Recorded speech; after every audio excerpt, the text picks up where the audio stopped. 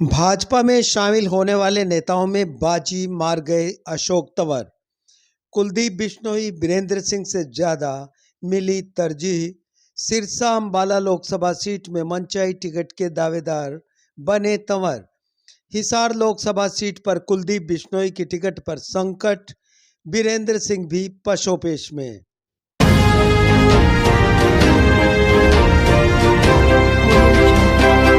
संघर्षशील साथी हैं।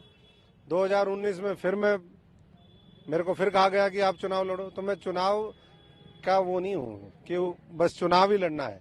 हमारा ये है कि काम करें, काम करने का मौका मिले और इस देश में योग्यता के आधार पर हर व्यक्ति उसकी जो सोशो इकोनॉमिक जो भी स्थिति है उसको आज उठाने के लिए जो प्रयास चल रहे हैं केंद्र की सरकार की तरफ से, एनडीए और नरेंद्र मोदी जी की तरफ से, वो उन तक लाभ पहुंचे। और उन्होंने कहा कि बहन जी मैं एक मजदूर की तरह जो इस पार्टी के अंदर काम करूंगा।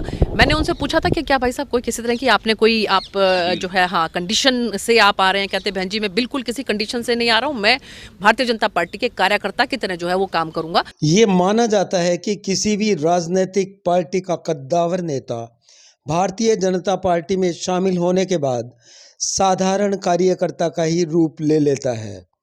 हरियाणा की सियासत में भी ऐसे अनेक उदाहरण हैं जो अपनी पार्टी में नाज नखरों के साथ सीएम पद की दावेदारी रखने के बावजूद भारतीय जनता पार्टी में शामिल होने के बाद सियासी तेवर ही भूल गए। इनमें सबसे बड़ी सियासी शख्सियतों में शुमार वीरेंद्र सिंह का कांग्रेस में दबदबा किसी से छुपा हुआ नहीं है। भारतीय जनता पार्टी में शामिल होने के वक्त भाजपा के सिरमौर व देश के प्रधानमंत्री नरेंद्र मोदी से मुलाकात के जरिए हरियाणा की नई राजनीति में उतरे वीरेंद्र सिंह अपने बेटे बृजेंद्र सिंह को हिसार लोकसभा की टिकट दिलाने में तो कामयाब रहे, परंतु फिलहाल भाजपा में उनका सियासी रुतबा संकट में है। माना यह जा रहा है कि 2024 के लोकसभा चुनाव में वीरेंद्र सिंह के बेटे एवं मौजूदा भाजपा सांसद बृजेंद्र सिंह की टिकट खटाई में पड़ सकती है। इसके अलावा विधानसभा चुनाव में भी पत्नी प्रेमलता की टिकट उलझन में दिखाई दे रही है। इसका कारण भाजपा जेजेपी गठबंधन है जो आंख में किरकिरी की तरह बना हुआ है। यही कारण है कि वीरेंद्र सिंह गठबंधन ना तोड़ने पर नया सियासी रास्ता अख्तियार करने की चेतावनी भी बार बार भाजपा के समक्ष रख रहे हैं। अब बात करते हैं प्रदेश के पूर्व मुख्यमंत्री स्वर्गीय भजनलाल के बेटे कुलदीप बिश्नोई की। ये भी कांग्रेस में सीएम पद को लेकर अपनी महत्वाकांक्षा पर अड़े रहे।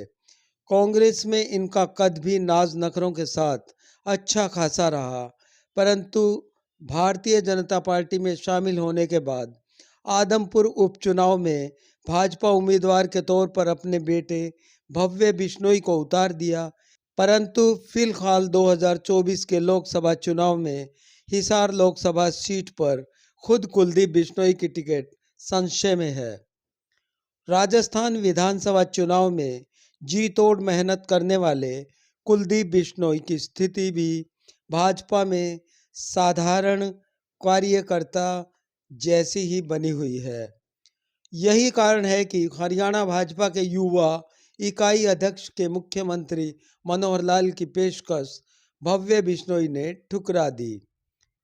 इनके अलावा अनेक ऐसे दिग्गज नेता हैं जो दूसरे दलों को छोड़कर भारतीय जनता पार्टी में शामिल हो गए, परंतु रुतबे के नाम पर साधारण कार्यकर्ता से अधिक नहीं उभर पाए। हालांकि कई नेता इस सियासी घटनाक्रम का अपवाद भी हैं, परंतु अधिकतर इस विशाल राजनीतिक दल में गुम होने के कगार पर पहुंच गए हैं। 2024 के लोकसभा व विधानसभा चुनावों में यह स्थिति स्पष्ट होने वाली है। इन सभी के बीच बात करते हैं एक ऐसे नेता की जो कांग्रेस में छात्र जीवन से बेहतरीन सियासी ओहदे पर रहते हुए हरियाणा कांग्रेस के प्रदेशाध्यक्ष बने। इसके बाद टीएमसी में पूरे हरियाणा की बागडोर संभाली, परंतु हरियाणा में टीएमसी के वजूद को भांपते हुए आम आदमी पार्टी में शामिल हो गए। यहाँ भी सियासी भविष्य संकट में पड़ता देख भारतीय जनता पार्टी की ओर रुख कर लिया। ये साहब हैं अशोक तंवर। इनका सियासी स्टेटस ऐसा कि भाजपा में शामिल हुए अशोक तंवर पूर्व में भाजपाई हुए कांग्रेस व अन्य दलों के नेताओं से बाजी मार गए। 2024 के चुनाव में उन्हें पूरी तरजीह मिलने वाली है। हरियाणा में लोकसभा की कुल 10 सीटों में 2 सीटों पर उनकी चाहत निर्भर करती है। अशोक तंवर सिरसा व अंबाला में जहां से चाहे चुनाव लड़ने का मादा रखते हैं। माना यह जा रहा है कि तंवर सिरसा लोकसभा सीट को ही तरजीह देने वाले हैं। इस बात की चर्चा भी परवान पर है कि विधानसभा चुनाव में भी अशोक तंवर का भाजपाई रुतबा बरकरार रहने वाला है। भारतीय जनता पार्टी को भी हरियाणा में अनुसूचित जाति का बड़ा चेहरा मिला है, तो इस बड़े वर्ग को वोटों में भुनाने की रणनीति तैयार हो रही है। अब देखना यह है कि जिस तरह अभी अभी भाजपा में आए अशोक तंवर के पास लोकसभा की 2 सीटों के विकल्प हैं, तो पूर्व में भाजपाई हुए बीरेंद्र सिंह व कुलदीप बिश्नोई को आने वाले 2024 के चुनावों में कितनी तरजीह मिलती है। चर्चा यह भी खास है कि इन चुनावों में इन नेताओं को अगर भाजपा की बेरुखी का एहसास हुआ तो हरियाणा का सियासी मौसम उलटफेर में तब्दील हो सकता है। फिलहाल तो आम आदमी पार्टी से भाजपा में आए अशोक तंवर की सियासी पौबारा के चारों ओर चर्चे हैं। आपकी इस बारे में राय कमेंट बॉक्स में ज़रूर लिखें। Page at noon channel subscribe करें। शुक्रिया।